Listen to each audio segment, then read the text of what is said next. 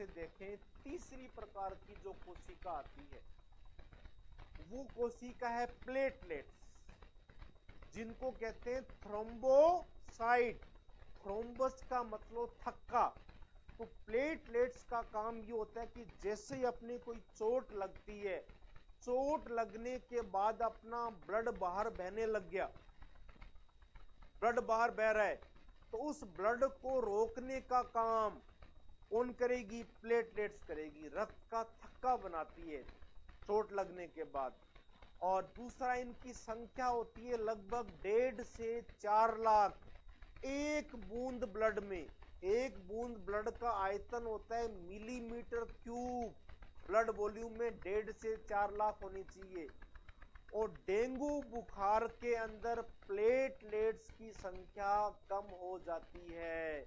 कहते ना कि डेंगू हो गया अभी इसके, तो इसमें तो प्लेटें कम पड़ रही है। कई लोग कहते हैं हमारे घर से प्लेटें ले जाओ आप।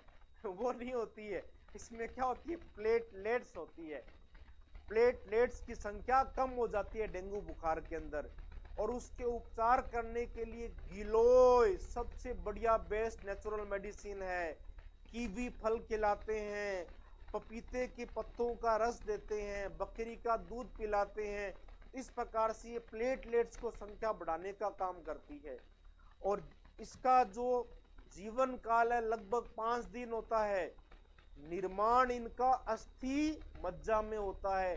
तो जैसे ही चोट लगती है तो ये क्या करती है? रक्त का थक्का बनाती है। इसको अपने जैसे देखें, प्लेटलेट्स का कार्य क्या है?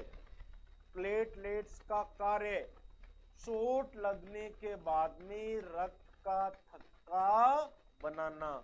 संख्या इनकी 1.5 से 4 लाख पर mm³ ब्लड वॉल्यूम, एक बूंद ब्लड के अंदर। जीवन काल इनका लगभग 5 दिन, याद रखो। और निर्माण इनका किस में होता है? अस्थि मज्जा के अंदर होता है। अस्थि मज्जा में होता है इनका निर्माण।